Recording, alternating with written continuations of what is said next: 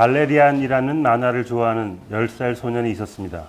일주일에 한 번 발간되는 만화 잡지를 기다리면서 나머지 엿새를 살았습니다. 잡지를 사면 바로 읽지 못하고 한두 시간 마음의 준비를 한 다음 읽을 정도였습니다. 소년은 자라서 영화 감독이 되었습니다. 48년 후 자신이 좋아하던 만화 발레리안을 영화로 만들게 됩니다. 이번 주 무비썸, 릭 베송 감독의 스페이스 오페라 발레리안 천개 행성의 도시입니다.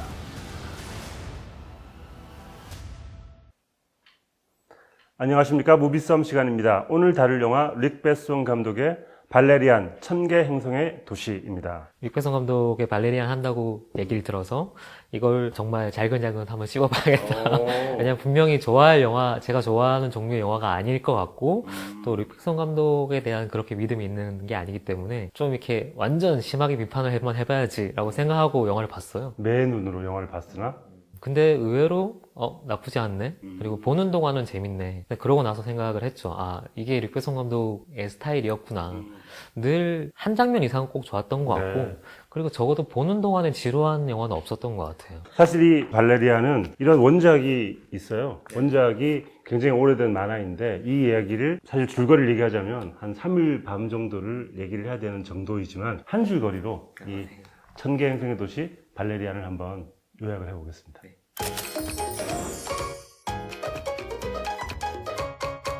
제가 요약한 한 줄거리는 바로 이겁니다. 발음을 잘해야 됩니다. 28세기. 네. 세게 하면 안 되죠? 특수요원 로렐린과 발레리안은 지구종을 위해 열심히 활동한다. 너무 밋밋한 문장입니다. 제가 열심히 한 줄 뽑아보려고 했는데 이거밖에 없더라고요. 적절한 것 같아요. 사실 더 이상 설명할 것도 없고. 네, 되게 시큰둥하게 얘기하시네. 네. 근데 로렐린을 앞에 두셨네요. 그렇죠. 아, 매 눈이십니다. 사실 이 영화는 발레리안이라고 제목이 되어 있는데 제가 보기에 이 영화의 핵심 주인공은 로렐린이 아니었을까 생각을 하게 됐고요. 저의 한 줄거리를 통해서나마 주연을 획득하는 로렐린을 보고 싶어서 로렐린을 앞쪽을 배치시켜 왔고요. 그리고 열심히 활동한다. 이게 핵심인 것 같습니다. 제가 보기엔. 제가 생각한 한 줄거리는 이겁니다. 특수요원 발레리안과 로렐린이 알파 스테이션과 진주족을 구한다. 알파 스테이션 그리고 진주족 이 두 개의 핵심 키워드가 있나요? 진주족이라는 외계 종족이 사실 이 에피소드, 하나의 에피소드인 거죠. 에피소드에 꽤 중요한 비중을 차지하고 있는 것 같고 이 특수요원들의 활약을 매번 보여주는 게 이 원작의 전체 얘기예요. 그렇죠. 사실 그 당시에 나왔던 그래픽 노블 중에 되게 파격적인. 그렇죠. 사실 좋은 소설이나 좋은 이 코믹스 같은 경우는 나중에 나오는 영화의 거의 소스의 원천이 되잖아요. 이 작품이 정확히 이제 그런 작품이었고 이게 시리즈로 치면 한 23권 정도가 넘는다고 해요. 굉장히 많은 에피소드들 중에 한 편을 고른 거고 사실 이 천개행성의 도시라는 에피소드를 고른 게 룩 베송 감독의 어떤 비전을 보여주는 선택이라고도 할 수 있겠죠. 근데 이 영화에서 저는 오프닝이 굉장히 인상적인 것 같습니다. 네. 오프닝이 그 수많은 종족들, 천개 행성의 도시가 이제 함께 어우러져 사는 종족들의 모임이라면 그 종족들을 하나씩 소개해주는 게 오프닝이에요. 악수하는 장면인데 그 장면에서 어쩌면 릭 베송 감독의 비전 혹은 이 영화로 말하고 싶어하는 바를 딱 설명하고 있지 않나 생각이 들더라고요. 그 장면이 이 작품을 왜 골랐는지 수많은 에피소드 중에 왜 하필 천개행성 도시를 골랐는지를 정확하게 설명해주는 장면이고요. 그 데이비드 보이의 스페이스 오디티 노래랑 함께 이제 나오잖아요. 너무 딱 듣는 순간 너무 익숙해서 새롭지는 않다. 또 나오네? 약간 네. 그런 느낌의 그렇죠. 곡인데 이 노래가 사실 어쩔 수 없는 선택인 것 같아요. 굉장히 적절한 선택이고 그것도 이 스페이스 오디티를 왜 골랐냐라고 하면 그때 그 소련과 미국이 같이 악수하는 장면 그 장면이 굉장히 인상적이었대요. 그래서 그 장면을 중심으로 해서 우리로 치면 좀 아직 우주 개발이 덜 돼 있는 다른 국가들이 한 명씩 나오다가 점점점 이제 외계인들이 한 명씩 등장하고 나중에 그게 28세기까지 가는 거잖아요. 시간의 순서를 그 종족으로 계속 설명을 한다는 게 일단 특이한 구성이긴 했던 것 같습니다. 알파 스테이션이라는 곳이 사실 굉장히 중요한 곳인 거죠. 다른 종족들이 한 곳에 묶여서 살고 있는, 뭐 좁게 보면 한 국가의 다문화가 섞여 있는 거랑도 비슷하다고 볼 수 있고요. 굉장히 조화롭게 살고 있다는 게 중요하고, 또 하나는 아까 작가님이 쓰신 것처럼 인간종이 그 중심에 있다. 또 이게 사실 또 중요한 부분이거든요. 그 두 가지를 다 보여주는 공간이 알파스테이션인 것 같고, 그래서 그 비전이 오프닝이 사실 꽤 잘 만들었어요. 그래서 오프닝만 봐도 아 그냥 이 영화는 이런 거 얘기하려고 하는구나. 좀 아깝지 않아요, 오프닝이? 그러니까 그 종족들이, 수많은 종족들이 나오는데 그 종족들이 쓰이지가 않잖아요. 그 오프닝만 나오고 없어지잖아요. 그래서 제작비가 비쌀 수밖에 없어요. 아, 그 얘기도 이제 좀 길게 할 수밖에 없는 얘기인데, 제작비에 관련해서. 이 작품은 굳이 비교를 하면 사실 블록버스터잖아요. 거의 2천억이 넘는 제작비 들었기 때문에 프랑스 영화 규모에 넣고 보면 굉장히 블록버스터예요. 근데 블록버스터로 인디 영화를 찍어놨어요. 혹은 예술 영화를 찍고 싶은 건데, 이런 프로젝트 자체가 좀 재밌는 케이스인 것 같아요. 사실 이 영화의 가장 큰 특징이자 장점이자 단점은 뭐냐면 과잉이라는 거거든요. 근데 가장 큰 부분의 과잉은 미술이에요. 보여줄 수 있는 거 다 보여줄게 라고 한 거죠. 근데 보통 블록버스터라는 게 다 때려 부술 것 같고 되게 많은 걸 보여주고 전시할 것 같은데 사실 또 그렇진 않거든요. 이게 굉장히 철저히 경제적이고 효율적인 작업이에요. 그래서 정말 보여줄 수 있는 것들을 보여주고 그걸 위해서 나머지를 좀 희생하거나 아니면 더 많은 미술을 하고 싶은데 욕심을 참는 거라고도 할 수 있거든요. 그렇죠. 그런 기획이 필요한데 이거는 그런 뭐랄까 리미터가 다 해제돼 있어요. 실제로 이 제작기 같은 걸 얘기 들어보면 모든 종족의 스토리를 다 짰고 그 미술을 다 하고 종족마다 미술을 거의 600페이지 정도의 사파집을 만들었대요. 그래서 사실 그 제작비만 해도 엄청날 건데 내가 보기엔 류베송 감독의 머리가 참 좋은 게 발레리안이 흥행에 성공하든 하지 못하든 2를 무조건 만들 수밖에 없는 포석을 깐 게 아닌가? 근데 이게 흥행 못하면 또 틀을 만들긴 그래도 했는데 너무 아까우니까 제작자 입장에서는 하려고 할 수 있을 것 같습니다. 저는 그게 류배송이라는 사람의 굉장히 특이한 캐릭터를 보여주는 것 같은데 어떻게 보면 되게 소년 같고 자기 욕심을 채우고 있다는 것도 볼 수 있고 그게 이제 긍정적인 가치를 좀 부여하자면 약간 예술가처럼 보이기도 하는 거죠. 정말 심하게 얘기하면 남의 돈으로 자기 하고 싶은 걸 다 해보는 근데 그 하고 싶은 게 사실 굉장히 대중적인 감독이라서 대중감독이라고 이제 많이 생각이 되는 그런 포지션에 있는 감독인 거죠. 릭베슨 감독은 제가 생각하기에는 굉장히 인물을 잘 만드는 것 같아요. 영화를 보더라도 레옹, 루시 이런 것처럼 발레리안도 마찬가지인데 주인공의 이름을 영화의 제목으로 뽑을 정도로 이 인물에 자신 있다 이런 거잖아요. 이번에도 사실 발레리안과 로렐린이라는 캐릭터의 매력을 통해서 이 영화를 끌고 가는 것 같아요. 그런 두 사람의 캐릭터가 굉장히 중요한 영화가 아닌가 그런 생각이 들더라고요. 저는 완전 반대로 생각하는데 인물을 정말 못 만드는 감독인 것 같아요. 네. 본인이 레옹은 멋있잖아요. 레옹이랑 캐릭터 그리고 마틸다라는 캐릭터도 이런 거 멋있지라고 생각하는 어떤 전형을 만들어 놓고 그게 잘 먹혔을 때 그게 꽂히는 건데 대부분의 경우는 이제 빗나갈 때가 많은 거죠. 이 릭베송 같은 경우는 본인이 생각하는 어떤 정답, 멋있는 거에 대한 인물들이 있는 거고 그걸 그냥 계속 반복해서 보여주는데 그렇게 해서 그 인물들이 실제로 드라마적인 깊이를 갖고 있냐 혹은 관객을 끌어들이는 어떤 어두운 면이라든지 그런 것도 같이 갖고 있냐라고 하면 물론 복합적일 때도 있는데 대개의 경우는 되게 심플해요. 조금 과장해서 얘기하면 그냥 되게 철이 안 든 소년이 생각하는 이상적인 어떤 것, 멋있는 영웅 혹은 이렇게 허세 이런 것들이 영화적으로 그냥 표현이 돼버린 거죠. 올해 58세신데 감독님 저는 안타깝습니다. 릭베송 감독의 가장 큰 정체성 중에 하나가 소년성이라고 생각해요. 그 소년성이 마냥 순수하다는 게 아니고 좀 미성숙한 부분도 있거든요. 그게 잘 먹혔을 때는 굉장히 멋있는데 또 안 먹혔을 때는 좀 유아적이고 유치하다라고 느껴지는 부분도 상당히 있고 릭베송 감독 영화 중에 그렇게 많이 알려진 건 아닌데 사실 저는 제일 적절한 영화 중에 한 편이 아도와 미니모라는 영화가 있거든요. 그 영화가 애니메이션이에요. 근데 그 세계를 그렸을 때 오히려 훨씬 더 본인의 색깔을 잘 드러낸 감독이 아닌가라는 생각도 들고요. 네, 블록버스를 찍었더니 애니메이션과 어울리는 감독이라고 얘기를 하셨습니다. 제 의견은 아니고요. 이분의 의견입니다. 이 발레리안이라는 원작이 되게 많은 SF 블록버스터들의 어떤 원형이 된 작품이거든요. 여러 번 얘기를 했어요. 근데 실제로 이 작품을 원작으로 한 영화는 이번에 처음 만들어진 거잖아요. 그렇죠. 많은 분들이 스타워즈의 어떤 부분이 발레리안으로부터 영향을 받았을 것이다 라고 추측을 한다든지 그런 추측은 많았지만 사실은 또 공언된 바는 없어요.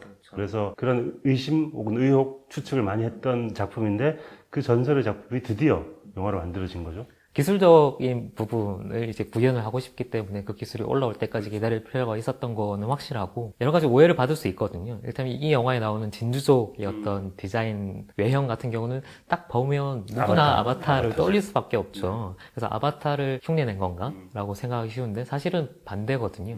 아바타의 디자인이 이 영화의 어떤 원작에 영향을 받은 거예요.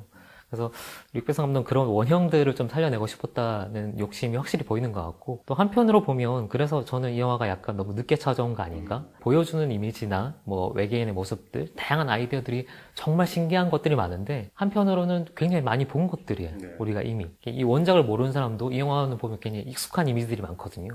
거의 유일하게 이거는 좀 독창적이다, 새롭다라고 느끼는 액션 시퀀스가 그 빅마켓에서의 VR 액션 장면인 거예요. 동일한 공간에 다른 시공간이 붙어 있는 걸 이제 액션으로 처리를 하잖아요. 그게 꽤 창의적이라고 생각하고, 저렇게 안경을 끼고 저런 액션들이 연결이 될 수 있구나라는 걸 꽤 잘 만든 것 같고. Okay, you're good. 3D 영화라는 측면에서 보면 사실 아까 제가 계속 이거 좀 약간 늦게 도착한 것 같다라는 게, 3D가 약간 유행이 지났잖아요, 지금은. 많이 안 나오는 영화인데 이 영화는 정말 3D 영화 한창 정성기 때 나 이 정도로 잘한다? 라고 자랑하면서 나온 것 같은, 그래서 약간 옛날 영화 같기도 해요. 저는 약간 반대인 게 이 영화는 너무 빨리 온 영화 같기도 합니다. 이게 VR로 만들어졌으면 만약에 우리가 VR로 영화를 만들 수 있고 우리가 빅마켓에 들어간 것처럼 관객들이 앉아 있으면 머리 위로 그 빅마켓의 이미지가 떠서 보여줄 수 있다면, 360도로 그 빅마켓이 둘러싼다면 더 실감나게 할 수 있을 텐데 너무 빨리 왔기 때문에 그걸 구현을 못했다는 게 안타깝기도 하더라고요. 그 말씀 들으니까 진짜 그런 영화가 나오면 사실 VR 영화가 되게 미래 영화처럼 많이 얘기가 되고 있는데 제대로 스토리라인이 갖고 있는 영화가 별로 없거든요. 그렇죠. 이게 좋은 소스가 될 수 있겠다는 생각도 드네요. 그렇죠. 영화 전편을 VR로 하기는 약간 스트레스가 심하니까 빅마켓 장면만 VR로 만들어가지고 사람들에게 보여줄 수 있다면 굉장히 효과적인 스토리가 될 것 같기도 하다는 생각이 듭니다. 일단 인물들이 그 첫 등장과 마지막 퇴장이 약간 달라져요. 발레리아는 농담을 굉장히 좋아하는 사람인데, Where's the band? You plan on going on a mission dressed like that? We're supposed to mingle with tourists, aren't we? What do you expect us to wear, a panda suit? 한편으로는 또 어떤 캐릭터인가 하면 군인이어서 룰을 너무너무 중요하게 생각하는 사람이거든요. 근데 룰을 중요하게 생각하는 캐릭터랑 농담은 좀 안 맞거든요. 근데 그 두 개를 다 가지고 가고 싶은 거죠. 그러다 보니까 나중에 가가지고는 그 두 개가 충돌을 하게 되고 균열을 일으키면서 이상하게 너무 심하게 비장해요. 근데 그런 이상한 불안전성 같은 게 생기는 게 이 영화의 가장 큰 흠이 아닌가, 저는 그렇게 생각이 들더라고요. 그게 또 한편으로 재밌는 게 그런 충돌이 보통은 되게 잘 만든 영화의 요건들이거든요. 그렇죠. 내면에 섞이지 않는 것들을 충돌하고 그 충돌의 갈등을 또 보여주고 나중에는 어떤 한쪽을 선택하거나 섞이는 그런 걸 보여주면 정말 캐릭터를 깊게 잘 그린 건데, 이 영화는 그냥 붙여놨어요. 그리고 굳이 해결하려고 하는 노력도 보이지 않고 전반적으로 너무 밝은 톤에서 그게 붙어 있으니까 다른 인물들이 그냥 매번 연극을 하는 것 같은 느낌? 사실 데인드한 같은 경우는 왜 흔히 팬들 사이에 되페미라고 하잖아요.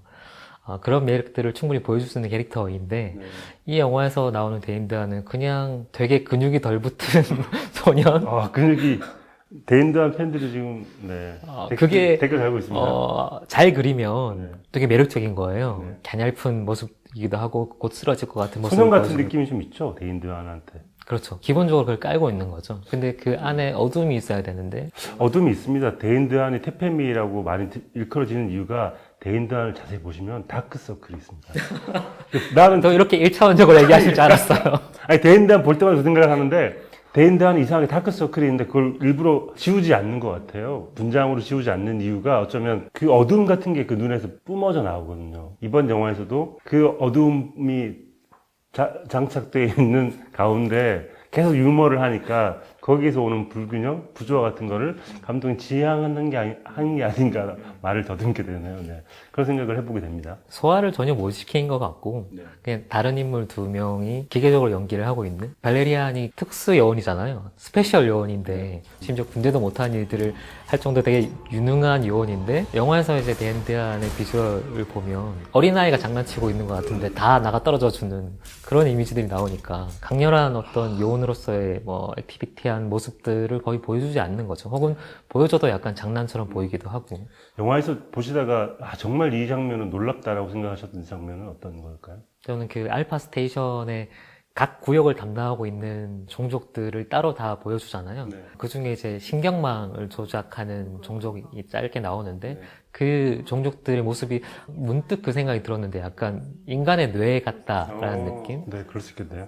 한쪽 파트는 되게 이성적인 측면을 다루고 있고 한쪽 파트는 되게 직관 뭐 그런 이미지들 굉장히 기계적인 이미지와 굉장히 생물학적인 이미지를 동시에 다 붙이잖아요. 그냥 한편으로는 인간의 뇌를 축소해서 보여주는 거 아닌가? 작가님은 제일 좋았던 디자인은 뭔가요? 일단 그 진주족 모습을 보여줄 때 일단 너무 아름답더라고요. 그 유선형의 종족의 디자인과 함께 마치 낙원을 보여주는 것 같은 색감 그리고 그 진주들의 어떤 모습 이런 걸 보는데 이 장면 정말 좋다. 그러니까 현명하게 대비를 나누고 싶었던 것 같아요. 그 진주족들이 등장할 때는 우리가 생각하는 낙원의 이미지고 그 알파 스테이션이나 이렇게 많은 종족들이 모여 사는 곳은 정말 대도시의 느낌. 구분을 확실히 해놓는 것 같거든요. 그래서 릭베송 감독이 생각하는 이상향 같은 게 진주족의 모습 같은 게 아닐까라는 생각을 하게 되더라고요. 한편으로는 저는 그래서 이 굉장히 유아적이다라는 생각이 드는 게 어쨌든 자기중심적이에요. 굳이 얘기하면 프랑스적이라고도 할 수 있고 문명의 양쪽 모습들 혹은 뭐 다양한 이방인들, 다종족, 다문화를 지향을 하고 실제로 그게 옳다고 생각하고 있는 것 같은데 그래도 중심은 뭐냐면 서구적인, 프랑스적인 알파 스테이션이라고 하면 알파 스테이션 어떤 기술 문명 뭐 이런 게 중심이 돼 있는 거예요. 거기서 이제 되게 1차원적으로 이분법으로 나눠져 있는 거죠. 그래서 진주족 같은 경우는 우리가 흔히 얘기하는 인디안, 뭐 야만인 그런 디자인들을 끝까지 고수를 하잖아요. 그게 이제 반대로 얘기하면 서구 문명에서 좋다, 이상적이다 혹은 원시적이다고 생각하던 어떤 전형들을 모아놓은 거죠. 어떻게 보면 그거에 대한 큰 고민이나 아니면 깊게 들어가는 성찰 이런 거는 보이지 않고 정말 딱 그 소년 정도의 수준에서 우리가 생각하는 뭐 이상적인 원시 문명이 뭘까? 뭐 그 모습들을 그냥 그대로 계속 반복해서 보여주고 있는 거라고 생각해요. 그리고 발레리안과 로렐린이 너무 다른 종족을 쉽게 죽여요. 사실 그 로렐린이 잠깐 그 블란바토 종족한테 감금될 때 있잖아요. 그럴 때 발레리안이 들어가가지고 그냥 조용히 나올 수 있는데 다 죽여요. 너무 쉽게 다른 종족들을 학살하는 모습을 액션으로 수정했다는 느낌 같은 게 있고요. 또 하나 되게 마음에 걸렸던 게 함께 그 작전을 수행했던 군인들 그 버스가 습격을 당하는데 이 로렐린과 발레리안이 빠져나온 장면인데 동료들이 너무 처참하게 죽는데 그 길을 빠져나온 다음에 옷이 더러워졌다고 이렇게 털어내는 장면이 있더라고요. 근데 그런 장면 보는데 액션의 화려함과 액션의 그 발랄함을 위해서 캐릭터들을 너무 쉽게 죽이는 것 같다라는 생각을 좀 하게 되더라고요. 밝고 상쾌하다는 거에 대한 어떤 뭐랄까 오해가 있다고 해야 되나? 네. 이러면 쿨하겠지라고 생각하는 것들을 그냥 그대로 보여주고 있는 건데 그 행동이나 어떤 사건들이 되게 불편한 것들이 사실 많잖아요. 네. 이건 장르 안에서 용인될 거야 라고 생각되는 수준이 있으면 그냥 다 쳐내는 거죠. 아까 그 탈출하는 장면에서 동료들 죽을 때 그냥 정말 상쾌한 표정으로 나오고 있는 것도 그렇고 이 영화 전체의 톤이 굉장히 밝아요. 아마 제가 봤던 모든 SF를 다 통틀어서 가장 밝고 화사한 SF인 것 같은데 마션을 능가하는 마션은 이제 밝다는 것보다는 긍정적인 거잖아요. 이거는 그냥 밝아요. 철없이 철없는 거죠. 네. 그쪽에 가깝고 물리적으로도 굉장히 밝고 화면 톤 자체가 이를테면 가디언즈 오브 갤럭시 같은 경우도 굉장히 밝고 화사한 원색의 느낌의 스페이스 오페라잖아요. 근데 이거는 그것보다 한 톤이 더 높아요. 그러니까 정말 너무 밝아서 조증이구나, 조증. 이게 리얼한 필름처럼 보이진 않는 거죠. 정말 가상세계의 어떤 놀이처럼 보이기도 하고 지나치게 하이 텐션을 유지하고 있는 인물들. 이 인물들에게 모두 부여되어 있는 작품 전체의 톤이기도 한 거죠. 네. 그리고 캐릭터에 대한 설명이 그렇게 구체적이지 않아서 인물에 이입돼서 가기가 좀 힘들어요. 근데 이거는 모든 인물이 다 마찬가지예요. 발레리안, 로렐린. 사실 중간에 나오는 딱 한 인물 빼고는 모든 인물의 페이소스가 없어요. 한 인물 누군지 알겠네요. 네. 네. 세 글자? 네. 세 글자는 한국 사람 같네? 네. What's your name? Bubble. 모든 종족으로 변신할 수 있는 매개 종족으로 나오잖아요. 그래서 화려한 공연을 하죠. 딱 한 장면이 좋다라고 하면 이 영화에서는 그 장면이거든요. 정말 좋더라고요. 그 장면만 따로 클립을 만들어서 공개를 하면 굉장히 많은 분들이 좋아할 것 같더라고요. 근데 그 버블이란 캐릭터가 이 영화에서 유일하게 페이소스가 있는 나름의 사연이 있고 정체성에 대한 갈등과 고민이 있고 비극적인 어떤 상황도 맞이하고 그래서 그 캐릭터 자체가 되게 매력적이다라는 모습을 보여줄 수 있는 입체적인 캐릭터거든요. 이 영화의 문제는 뭐냐면 그 캐릭터가 버블이라는 거예요. 메인 캐릭터들이 아니라. 심지어 이 블람바토가 나오는 메가지구라는 곳에서 이제 로렐린을 구출하러 들어가는 그 장면, 그 씬 자체가 영화 전체 스토리 안에서 보면 사족이에요. 갑자기 샛길로 빠지는 얘기거든요. 근데 그 사족 같은 붙어 있는 부분이 사실 영화에서 제일 좋다라고 하는 게 전체 스토리 라인을 보면 이건 굉장히 문제가 있는 스토리 라인인 거고. 리베송만의 또 장점이기도 하고. 안드레아가 메인이 너무 빈약하다기보다는 정신 못 차린다에 가까운, 너무 밋밋하다는 거에 가까운 건데. 그 버블이라는 캐릭터가 보여주는 여러 가지 다양한 공연 모습들이나 이미지들은 어떻게 보면 약간 패티시즘에 가깝죠. 그냥 좋고 예쁘고, 아름다운 것들 그냥 막 모아서 보여주는 건데, 그게 한편으로는 이 영화 혹은 리베송 감독이 지향하는 중심인 것 아닌가라는 생각도 들었어요. 네, 별점과 한 줄 평 시간이 돌아왔습니다. 기자님의 별은 몇 개일까요? 발레리안 천개 행성 도시의 제 별점은 3개입니다. 이게 사실 모든 영화에서 다 뭔가 의미를 찾으려고 하거나 가치를 부여하려고 할 필요는 없을 것 같고요. 충분히 그냥 상업적으로 즐길 수 있는 영화들은 그런 몫을 다 하면 그 영화는 잘 만든 영화라고 생각을 하고, 이 영화는 그런 측면에서 감독님이 실제로 극장에서 2시간 동안 재미있게 즐길 수 있는 영화를 만들고 싶다라고 밝히기도 했고, 적어도 그 목표는 확실하게 수행하고 있는, 달성을 한 영화라고 생각을 하고요. 그 이상 메시지나 이런 걸로 욕심을 부리지 않아서 좀 담백하게 즐길 수 있었던 것 같고요. 이 영화에 대한 한 줄 평을 소개해 주십시오. 너무 늦게 도착한 미래, 신기할 건 없지만 예쁘긴 한 그림체. 한 줄평 좀 잔인한가요? 이게 만약에 2000년대 초중반에 나왔으면 훨씬 재밌게 봤을 것 같아요. 근데 꽤 많이 본 영화들, 이미지들이 좀 반복된다는 느낌이 있어서 좀 늦게 찾아온 거 아닌가라는 좀 아쉬움이 있기도 하고. 어쩌면 야심은 표현보다 늘 장대한 것 같고요. 야심은 표현보다 늘 앞서 나가는 것 같아요. 그래서 야심이 약간 두드러지는 순간 현실보다 좀 앞서 보인다라는 생각을 하게 되는데, 이 영화가 저한테는 그렇게 보였던 것 같습니다. 그래서 야심을 빼고 나면 충분히 즐길 수 있는 영화가 아닌가라는 생각이 들고요. 3개니까 당연히 차트에는 오르지 못할 것 같고, 대략 이 VR이니까 저희가 차원이 여러 개 있다고 생각을 하시고 대충 어디 이쯤에 한번 놔주시면, 이쯤에 다른 차원에 재미의 순위가 있다고 치고 1위부터 10위까지 있다고 치고. 이 정도 이렇게 딱 하면, 그렇게 치면 한 5위 정도? 이렇게 차원을. 이게 적어도 2시간 동안 정말 즐겁게 볼 수 있는 차원에서 보면 5위 정도의 재미가 있지 않나? 저는 발레리안 천개 행성의 도시 재밌게 봤고요. 여기에 들지 못하고 이 뒤쪽 차원 어디가 있지 않을까. 네, 이쯤 차원에, 여기 안 보이시겠지만 차원이 있습니다. 여기 VR을 쓰시면 볼 수 있는 이 차원의 쯤에 순위를 한번 매겨보도록 하겠습니다. 제가 이상하게 기억나는 대사, 이 기대를 고르는데 너무 힘들었습니다. 쓸모없는 대사가 너무 많아. 그래서 힘드셨어요? 두 사람의 농담, 로렐린과 발레리안의 농담 중에 쓸모없는 게 정말 많습니다. 정말 이 기대의 보고입니다. 네. 그래서 뭘 고를까 했는데, 이 영화의 가장 마지막에 나온 대사입니다. 내 플레이리스트엔 네 이름만 올리고 싶다. 대사라고 끝이 납니다. 너무 어이가 없어가지고. 정말 이게 약간 유치의 끝?